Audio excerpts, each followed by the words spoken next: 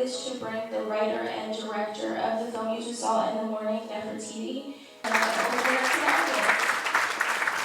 Hey guys, welcome to Philly Close Up. When stars come to Philly, we get you close up. And today we are at the African American Museum with the lovely writer and director Nefertiti Nguvu, and we're talking about her film In the Morning. Thanks so much for joining us. Oh, thank you so much for having me. Thank you. The film was fantastic. I've watched it 3 times in preparation for tonight, and then came tonight and watched it again because every time I see it, I just see something else that I love about the film.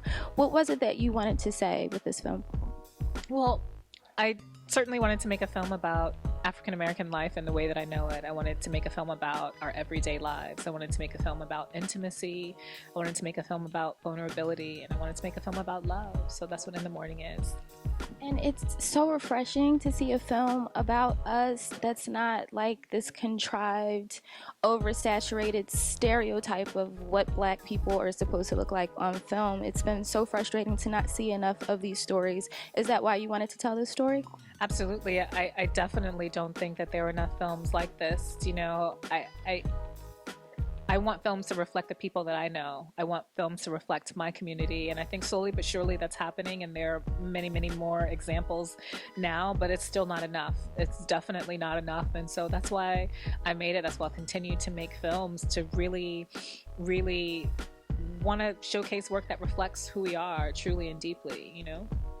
Well, we have 3 very different women that are the focal point for this film. We have Zori, who's dealing with a really, really tough decision in her relationship. We have Harper, who's the free spirit in this red dress that I really, really, really need in my wardrobe. That dress is everything.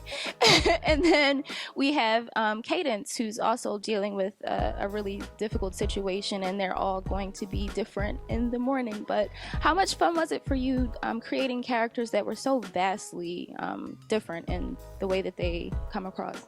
It was a lot of fun. You know, like I said earlier, I was super inspired by Spike Lee's film, or first film, She's Gotta Have It. I love Nola Darling. I still think there's no one like Nola Darling that we've ever seen before. Yeah, right? And, you know, I feel like, because even tonight, someone asked me about, you know, positive and all that. I'm just like, we feel the need because of, you know, what exists. We do feel the need to sort of construct these, like, sort of positive role models, but I feel like life is a lot more complex than that.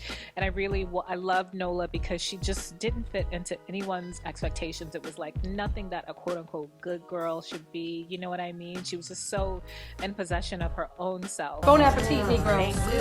Sometimes y'all stress me out. And I wanted to create a film with women like that. Like, I'm like, okay, I want 3 Nolas. I want 3 women who were just on their own, you know what, so hard, and just really sort of living life according to their own rules. And so I wanted them to all have different paths and to really, you know, be in this place of like ownership, you know what I mean? They're all in the sense of transformation, but, you know, still possessing themselves and showing like ownership over their own lives.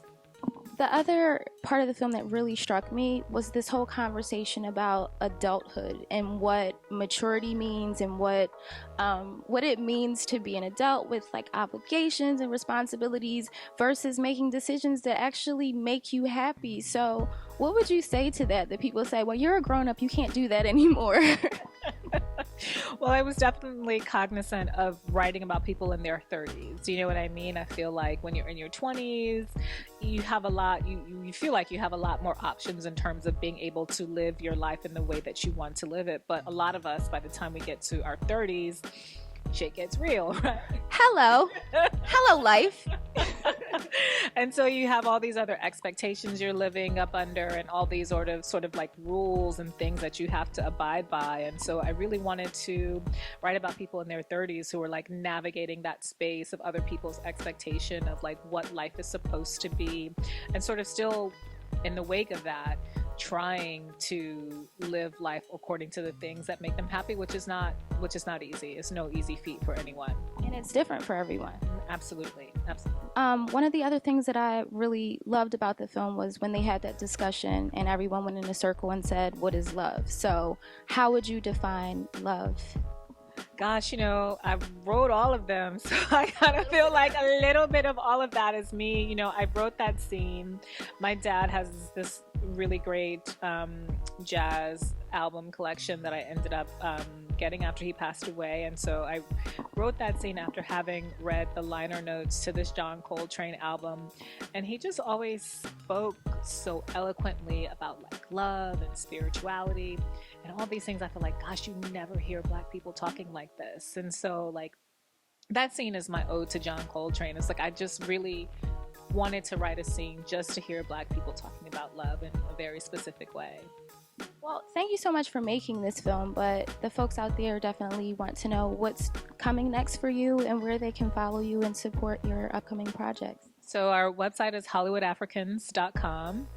And so the film website is inthemorning-thefilm.com, and we're also on Facebook and Twitter and all those things. And so we'll keep everyone updated who joins us in any of our social spaces about when the film is coming out. We're planning an independent release in the spring. I've been working on other projects as well myself. I've got a couple of projects coming out with Common in support of his new album Black America Again that I'm super excited about. So He's so dope. isn't he just really, really dope?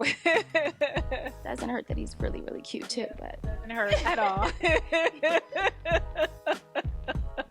well, we definitely have to get you back here in Philly, and we definitely have to get In the Morning back here in Philly, so we'll do whatever we can to make sure that happens. Thank you, Philly. That's all the time we have on My New Philly, where something is always new. And everything is always Philly.